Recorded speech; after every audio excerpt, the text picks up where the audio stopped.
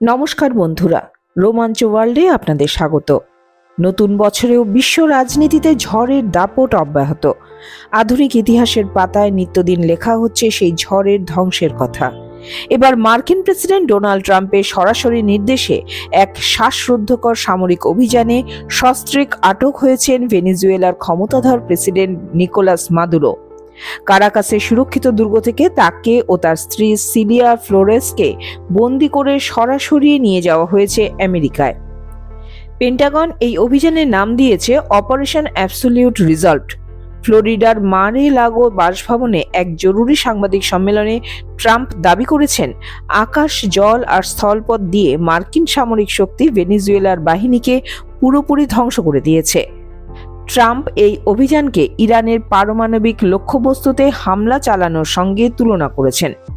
মার্কিন বিশেষ কারিগরি কৌশলে মুহূর্তের মধ্যে পুরো কারাকাস শহরের বিদ্যুৎ সংযোগ বিচ্ছিন্ন করে দিয়ে র্যাডার ও প্রতিরক্ষা ব্যবস্থাকে অচল করে দেওয়া হয়।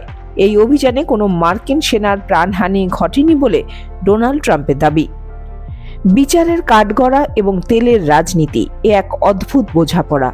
নিউ ইয়র্কের আদালতে মাদুরো দম্পতির বিরুদ্ধে মাদক, সন্ত্রাসবাদ এবং নাশকতামূলক অস্ত্র রাখার অভিযোগ আনা হয়েছে। ট্রাম্পের এই ঘোষণায় বিশ্বজুড়ে বিতর্কের সৃষ্টি হয়েছে।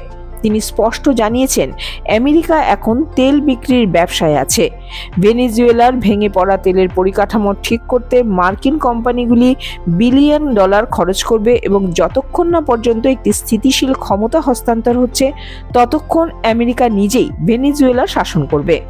এদিকে দীর্ঘ নীরবতা ভেঙে ভেনেজুয়েলার বিরোধী নেত্রী এবং নোবেল শান্তি পুরস্কার বিজয়ী মারিয়া করিনা মাচাদো সোশ্যাল মিডিয়াকে জানিয়েছেন, ভেনেজুয়েলায় অবশেষে মুক্তির সময় এসেছে।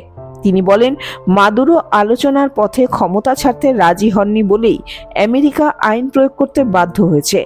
এখন সময় এসেছে রাজনৈতিক বন্দীদের মুক্তি দেওয়ার এবং দেশ পুনর্গঠনের। রাষ্ট্রসংঘ এই ঘটনায় গভীর উদ্বেগ প্রকাশ করেছে। আন্তর্জাতিক মহলেরও তীব্র প্রতিক্রিয়া। রাষ্ট্রসংঘের সেক্রেটারি জেনারেল আন্তোনিও গুতেরেস এই ঘটনাকে বিপজ্জনক নজির বলে বর্ণনা করেছেন। তার মতে, এই অভিযানে আন্তর্জাতিক আইন এবং রাষ্ট্রসংঘের সনদকে উপেক্ষা করা হয়েছে। অবিলম্বে আলোচনার মাধ্যমে সংকট সমাধানের আহ্বান জানিয়েছেন তিনি। রাশিয়া ও ইরান এই হামলাকে নগ্ন সামরিক আগ্রাসন বলে নিন্দা করেছে।